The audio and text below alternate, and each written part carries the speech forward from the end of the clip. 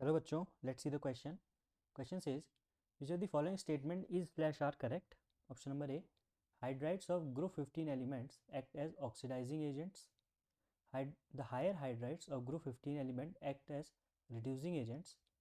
Basic nature of hydrides of group 15 elements decrease from NH3 to BiH3. And D, stability of hydride of group 15 element decrease from NH3 to BiH3. So let's solve the question. To solve the question, the key concept that we require, key concept is properties of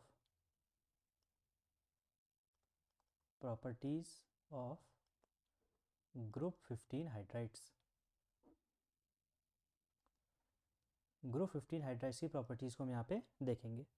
तो group 15 के जो hydrides हैं इनको हम general representation दे सकते हैं EH3, where E is an element of group 15.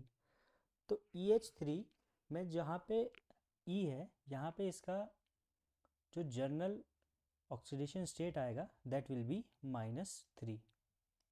How it will be -3? Let E's oxidation state be X, hydrogens be +1. So 3 into +1 and the compound is neutral. तो यहाँ से x की जो वैल्यू आ जाएगी that will be equal to 3, -3. तो यहाँ पे ये -3 पे आ जाएगा. जो हाईएस्ट ऑक्सीडेशन स्टेट ग्रुप 15 के एलिमेंट्स की हो सकती है दैट इज़ +5 और जो लोवेस्ट हो सकती है वो है -3. तो -3 से इनकी टेंडेंसी है कि ये अपनी ऑक्सीडेशन स्टेट को बढ़ाएं, पॉजिटिव की तरफ लेके जाएं. तो अगर ये अपनी ऑक्सीडेशन स्टेट को बढ़ाएंगे तो इनका ऑक्सीडेशन होगा, और अगर हाइड्राइड्स का ऑक्सीडेशन होगा, ये एलिमेंट का हाइड्राइड के अंदर ऑक्सीडेशन होगा, तो जो इसके साथ वाली स्पीसीज होगी उसका रिडक्शन कराएंगे. So these will act as reducing agent. That implies hydrides of group 15 act as reducing agents.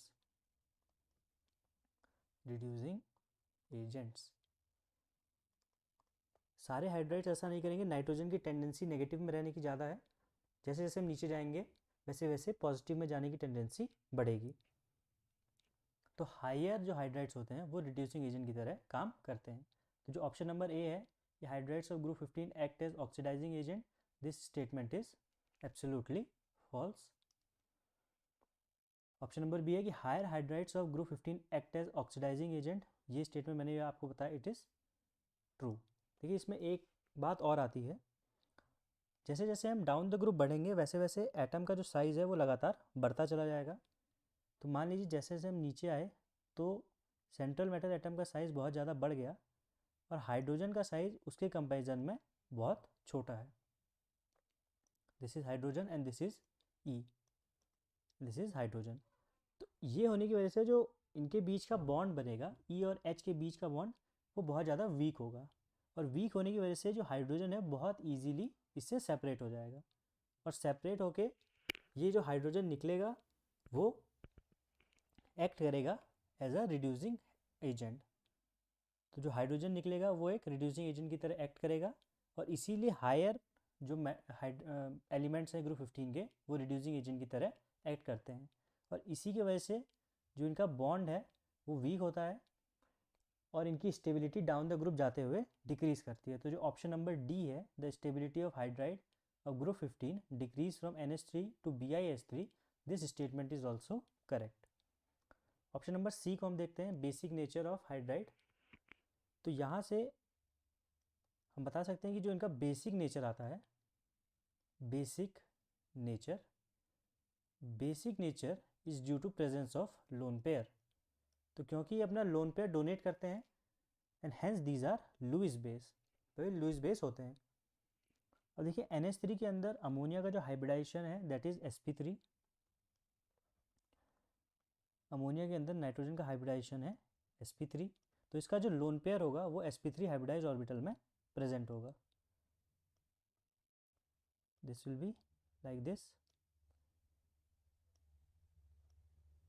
यहाँ पे ये नाइट्रोजन के sp3 हाइब्रिडाइज ऑर्बिटल से यहाँ पे हाइड्रोजन के इलेक्ट्रॉन्स आएंगे। So this is the lone pair which is in sp3 hybridise orbital.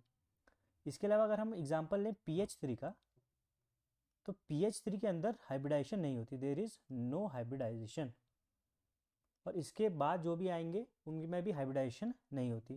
तो इसका जो लोन पेयर होगा that will be in pure S, this is 3S, और सब्सिक्वेंटली 4S, 5S और 6S में इनके लोन पेयर्स प्रेजेंट होंगे। और यहाँ पे इसका 3P जिसके अंदर हाइड्रोजन के इलेक्ट्रॉन्स आएंगे। तो इसका जो लोन पेयर है वो 3S के अंदर प्रेजेंट है, और नाइट्रोजन के अंदर जो लोन पेयर है that is in sp3 hybridised orbital.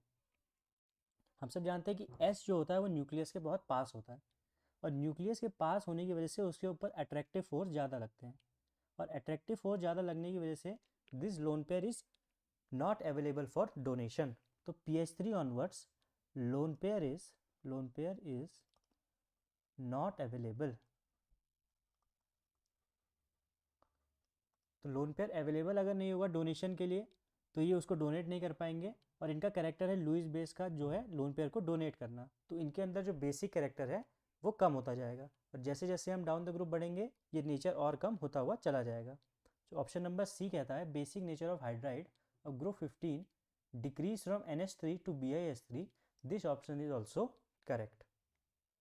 The final answer of this question will be option number B, C and D. Hope you have understood well. Best of luck.